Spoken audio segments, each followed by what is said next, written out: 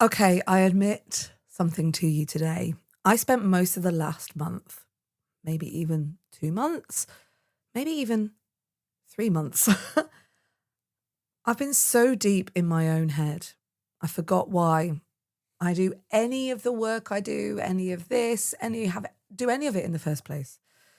I'm sure you'll know the feeling. You get so wrapped up sometimes in your own worries, the to-do list, the thing that's gone wrong, the thing that you're anxious about next, or just the whole world seems to shrink down to the size of your own problems. You get locked in. I've just got to do the next thing. I've got to do the next thing. It becomes about managing yourself, checking on yourself, protecting yourself. And that's all super important, right? I tell you that all of the time. Look after yourself so that you can care for others. The problem I've had is that I've had to be looking after myself so much that I've forgotten to care for others. And this is kind of backwards because, well, there's some research that I've come across as I've done a bit of light research around this. It's not just a nice sentiment to help other people. It actually does something for you. Researchers Elizabeth Dunn, Lara Aknin and Michael Norton published a study in the journal Science back in 2008. And they found that people who spent money on others reported greater happiness afterwards than people who spent the same amount on themselves. And it didn't matter how much they earned. So their income barely makes a difference. What predicted their happiness was simply whether they'd used some of what they had to help someone else. The research proves it, right? Giving back measurably lifts the person doing it, quite aside from just being the right thing to do. This has been something that's been niggling at me so strongly, is that I've come across this topic in this last week. I think on Saturday's episode, I talked about being kind, like I lifted myself out of a funk by going, I've just got to go and be kind today, go and give. Yesterday's episode, the episode before this one, was all about championing your friends and give.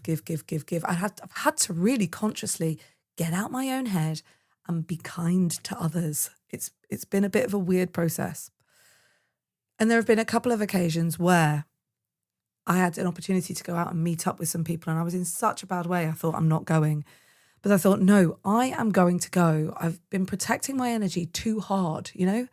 And that's the thing with your managing your energy. You've got to work out when you protect and when you let go. And I needed to connect. And I sat down with a friend and I talked through their problems and we had a really good chat and I was able to help. I'd stopped sucking everything in and started pushing some stuff out. And there's the paradox. You're feeling so much like you have to look after yourself, but the minute that you help someone else, buy a gift for someone else, be kind to someone else, you feel better. It's my favourite paradox, I think, which is that the answer to your own happiness is to help someone else feel happier.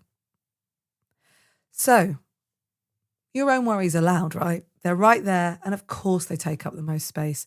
They shout and everything else goes quiet, and especially when you're like, I just have to hold on really tight to where I am right now.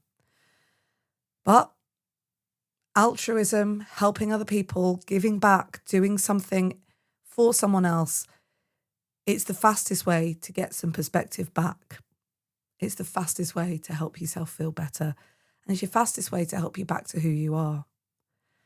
So if you've got into your own head recently, or you've forgotten what you're actually here for, don't wait until you feel ready to give something. It's time to go and help someone anyway.